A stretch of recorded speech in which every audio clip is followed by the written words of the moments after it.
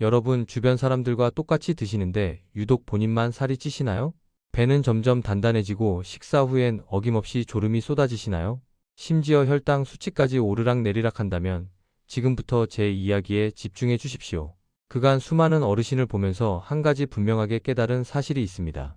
문제의 핵심은 음식이 아니라 근육에 있다는 것입니다. 근육은 우리 몸에서 당을 보관하는 가장 큰 저장소입니다. 그런데 이 저장소가 작아지면 당이 갈 곳을 잃고 혈관과 복부로 흘러갑니다. 특히 남성은 50대 이후, 여성은 폐경 이후 근육의 당 흡수 능력이 20대의 절반 이하로 떨어집니다. 그래서 아무리 운동하고 식단을 조절해도 변화가 없어 일찍 포기하시는 분들이 많습니다.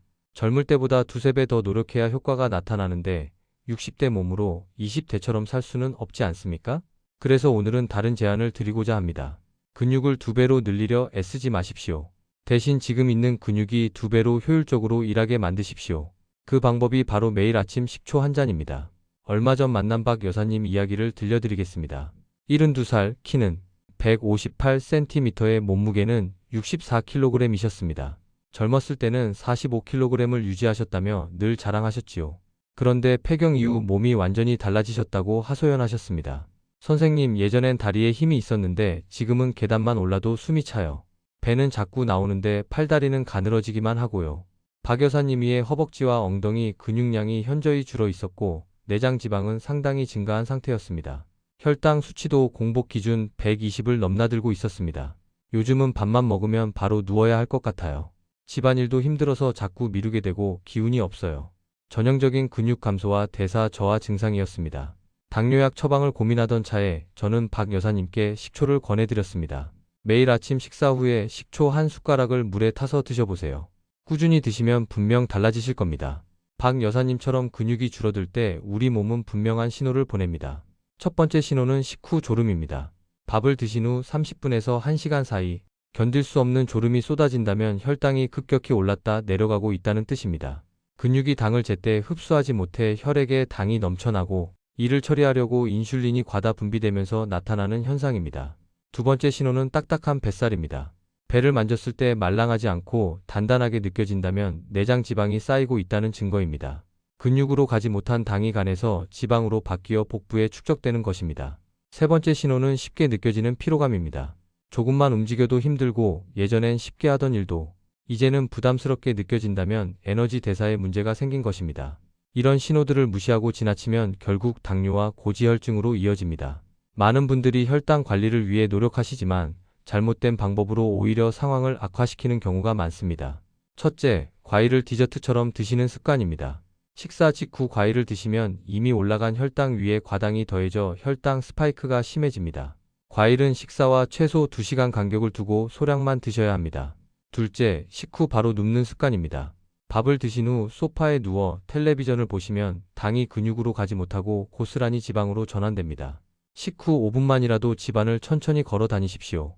설거지를 하거나 가벼운 집안일을 하는 것만으로도 혈당 조절에 큰 도움이 됩니다. 셋째, 운동을 아예 하지 않는 것입니다. 무릎이 아프고 기력이 없다는 이유로 전혀 움직이지 않으면 근육은 더 빨리 줄어듭니다. 격렬한 운동이 아니어도 괜찮습니다. 양치하면서 까치발 들기, 텔레비전 보며 다리 들어 올리기 같은 작은 움직임도 충분히 효과적입니다. 그렇다면 식초가 어떻게 근육을 변화시킬까요? 식초의 핵심 성분은 초산, 다른 말로 아세트산입니다. 이 물질이 근육세포에 직접 작용하여 당을 받아들이는 통로를 활짝 열어줍니다. 평소에는 인슐린이 신호를 보내야 근육세포가 당을 흡수하는데 나이가 들면 이 반응 속도가 현저히 느려집니다. 20대에는 인슐린 신호에 즉각 반응하던 세포가 60대에는 반응하는데 몇 배의 시간이 걸립니다. 그런데 식초를 드시면 이 과정이 빨라집니다. 초산이 근육세포를 미리 자극해서 당이 들어올 준비를 시켜놓는 것입니다. 결과적으로 같은 양의 인슐린으로도 더 많은 당을 근육이 흡수할 수 있게 됩니다.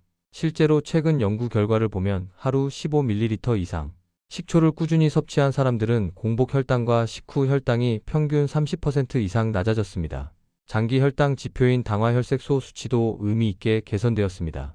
식초가 우리 몸에 주는 혜택은 크게 세 가지로 정리할 수 있습니다. 첫째, 근육이 당을 더 효율적으로 사용하게 됩니다. 같은 양의 밥을 드셔도 혈당이 덜 오르고 근육에 에너지가 더 많이 저장됩니다. 둘째, 음식이 위에서 천천히 소화됩니다. 식초의 산성 성분이 위와 소장 사이의 이동 속도를 조절하여 당이 한꺼번에 흡수되는 것을 막습니다. 마치 수도꼭지를 천천히 틀어 물이 넘치지 않게 하는 것과 같은 원리입니다. 이렇게 되면 혈당 스파이크가 줄어들고 포만감도 오래 지속됩니다. 셋째, 간의 야간당 생산을 조절합니다. 우리 간은 밤사이에도 당을 만들어 뇌와 심장에 공급합니다. 그런데 평소 간을 과하게 사용하면 필요 이상으로 당을 만들어내어 아침 공복 혈당이 높아집니다. 식초는 이 과잉 생산을 억제하여 아침 혈당을 평균 15% 낮춰줍니다. 공복 혈당 122-108로 떨어지면 당뇨 전 단계에서 정상 범위로 돌아올 수 있습니다. 식초의 효과를 제대로 보려면 올바른 방법으로 드셔야 합니다. 제가 40년간 환자분들을 지도하며 정리한 방법을 알려드리겠습니다. 첫째, 양을 정확히 지키십시오. 식초는 하루 15ml가 적정량입니다. 밥 숟가락으로 한 스푼 가득 떠면 딱 맞는 양입니다. 이것을 물 200ml, 머그컵 3분의 2 정도에 타서 드시면 됩니다. 처음 시작하시는 분은 반 숟가락부터 시작하십시오. 일주일 드셔보고 괜찮으면 한 숟가락으로 늘리시면 됩니다. 몸이 적응할 시간을 주는 것이 중요합니다. 둘째, 반드시 식후에 드십시오. 많은 분들이 공복에 드시는데 이는 위에 부담을 줍니다. 식사 후 10분에서 20분 사이가 가장 좋습니다. 설거지 하시다가 마시면 딱 좋은 타이밍입니다. 위에 음식이 있는 상태에서 식초를 드시면 속쓰림 없이 편안합니다. 셋째, 아침 식사 후가 가장 효과적입니다. 아침에 한 번만 드셔도 효과가 점심, 저녁까지 이어집니다. 식초의 초산 성분이 몸에서 6시간에서 8시간 동안 작용하기 때문입니다. 식초가 잘 맞으신다면 점심이나 저녁 식후에도 추가로 드실 수 있습니다. 하지만 하루 최대 3숟가락을 넘기지 마십시오. 넷째, 절대로 원액으로 드시지 마십시오. 원액 그대로 드시면 식도와 위벽이 손상되고 치아 범랑질도 녹을 수 있습니다. 반드시 물에 희석해서 드셔야 합니다. 물량은 200에서 400ml 사이로 조절하시되 너무 시다 싶으면 물을 더 넣으십시오. 다섯째, 가능하면 빨대를 사용하십시오. 60대 이상은 치아 범랑질이 약해진 경우가 많습니다. 빨대로 드시면 식초가 치아에 직접 닿지 않아 안전합니다. 빨대가 없으시면 드신 후 물로 입을 한번 헹구십시오. 이것만으로도 충분히 치아를 보호할 수 있습니다. 여섯째, 잠들기 2시간 전에는 드시지 마십시오. 저녁 6시, 7시에 드시는 건 괜찮지만 자기 직전에 드시면 누웠을 때 위산이 역류할 수 있습니다. 신물이 올라오고 속이 쓰릴 수 있으니 주의하십시오. 일곱째, 꾸준함이 가장 중요합니다. 사흘 먹고 이틀 쉬는 식으로는 효과를 보기 어렵습니다. 최소 한 달은 매일 드셔야 몸의 변화를 느끼실 수 있습니다. 식초가 좋다고 해서 모든 분께 맞는 것은 아닙니다. 현재 몸 상태에 따라 주의하거나 피해야 할 분들이 계십니다. 첫째, 역류성 식도염이 있으신 분입니다. 신물이 자주 올라오고 밤에 누우면 목이 따갑거나 기침이 심하게 나신다면 지금은 식초를 드실 때가 아닙니다. 식초는 위에 음식이 오래 머무르게 하는 성질이 있어서 역류 증상을 악화시킬 수 있습니다. 역류성 식도염 치료를 먼저 받으신 후 증상이 좋아지면 그때 시작하십시오. 둘째, 위염이나 위궤양이 심한 분들입니다. 공복에 속이 쓰리고 쥐어짜는 듯한 통증이 있다면 위가 지금 회복이 필요한 상태입니다. 산성 음식 자체가 위벽에 자극이 되므로 위가 충분히 회복된 후에 드시는 것이 안전합니다. 셋째, 치아가 많이 약해지신 분들입니다. 치아가 시리거나 잇몸이 많이 내려가 있는 경우 식초를 진하게 드시면 치아 표면이 손상될 수 있습니다. 이런 분들은 물을 평소보다 더 많이 타서 희석하시고 반드시 빨대를 사용하십시오. 드신 후에는 깨끗한 물로 입을 여러 번 헹구는 것도 잊지 마십시오. 넷째, 식초를 드실 때마다 속이 쓰린 분들입니다. 한 숟가락이 부담스러우면 반 숟가락으로 줄이십시오.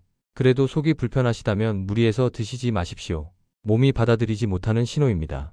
다섯째, 당뇨약을 복용 중이신 분들입니다. 식초가 혈당을 낮추는 방향으로 작용하기 때문에 약과 함께 드시면 저혈당이 올 수 있습니다. 손이 떨리거나 식은땀이 나고 갑자기 기운이 빠진다면 저혈당 증상입니다. 당뇨약을 드시는 분은 처음에 반 숟가락부터 시작하시고 혈당을 자주 체크하면서 양을 조절하십시오. 여섯째, 갑상선약을 복용 중이신 분들입니다. 갑상선약은 공복에 단독으로 먹어야 제대로 흡수됩니다. 식초를 아침 공복에 드시면 안 되고 반드시 식후로 옮기십시오. 아침 식후가 불편하시면 점심이나 저녁 식후에 드셔도 충분합니다. 일곱째, 위장약이나 제산제를 복용 중이신 분들입니다. 이런 약을 드신다는 것 자체가 위가 지금 예민한 상태라는 뜻입니다. 약을 드시는 동안에는 식초를 쉬시고 위가 회복된 후에 다시 시작하십시오. 제산제와 식초를 함께 드시면 서로 효과를 상쇄시켜 아무 의미가 없습니다. 여덟째, 신장질환이 있으신 분들입니다. 중등도 이상의 신장질환이나 신부전을 앓고 계신다면 식초를 드시면 안 됩니다. 경증 신장질환이시라면 매우 소량 3ml 정도부터 시작하십시오. 드시다가 몸이 갑자기 붓거나 어지럽고 힘이 빠진다면 즉시 중단하시고 담당 의사와 상담하십시오. 마지막으로 강조드립니다. 식초는 참아가며 먹는 약이 아닙니다. 편하게 매일 드실 수 있어야 몸이 조금씩 변화합니다. 몸이 받아들이지 못한다면 무리하지 마십시오. 박 여사님은 제 권유를 받아들여 식초를 드시기 시작하셨습니다. 처음 한 달은 반신반의하셨습니다. 선생님, 이게 정말 효과가 있을까요? 하지만 꾸준히 드셨습니다. 2달째 되던 어느 날 밝은 표정으로 말씀하셨습니다. 선생님, 요즘 이상하게 밥 먹고 졸음이 안 와요. 전엔 꼭 눕고 싶었는데 지금은 설거지까지 거뜬히 해요. 혈당을 재어보니 식후 혈당이 190에서 130으로 떨어져 있었습니다. 혈당 그래프도 급격한 오르내림 없이 완만한 곡선을 그렸습니다. 체중은 크게 변하지 않았지만 허리둘레가 3cm 줄었고 딱딱하던 아랫배가 부드러워졌습니다. 선생님, 제가 뭔가 해냈어요. 이 나이에 이런 변화를 느낄 줄은 몰랐어요. 3달 후에는 공복 혈당이 100 이하로 내려갔고 계단을 오를 때 숨이 덜 찬다고 하셨습니다. 식초 한 잔이 박 여사님의 대사를 바꿔놓은 것입니다. 오늘 제가 말씀드린 내용을 정리하겠습니다. 나이가 들면서 근육이 당을 흡수하는 능력이 떨어지는 것은 자연스러운 현상입니다. 하지만 포기할 필요는 없습니다. 매일 아침 유기농 식초 한 숟가락을 물에 타서 식후에 드시십시오. 반드시 희석해서 빨대로 그리고 꾸준히 드시는 것이 핵심입니다. 그리고 식후 5분만 가볍게 걸으십시오. 이 2가지 습관만으로도 3달 후 여러분의 몸은 분명히 달라져 있을 것입니다. 다만 역류성 식도염, 위궤양, 심한 신장 질환이 있으시거나 속이 계속 쓰리신다면 무리하지 마십시오. 식초는 마법의 물약이 아닙니다. 하지만 올바른 방법으로 꾸준히 드시면 근육이 깨어나고 혈당이 안정되며 뱃살이 줄어드는 변화를 경험하실 것입니다. 오늘부터 시작하십시오. 내일로 미루지 마시고 오늘 저녁 식사 후 한 잔 드셔보십시오. 그것이 건강한 변화의 첫걸음입니다. 이 영상이 도움이 되셨다면 좋아요를 눌러주시고 혈당 고민하시는 주변 분들께도 공유해 주십시오. 여러분의 경험담을 댓글로 남겨주시면 다른 분들께도 큰 힘이 됩니다. 항상 건강하시고 행복한 하루 보내시기 바랍니다.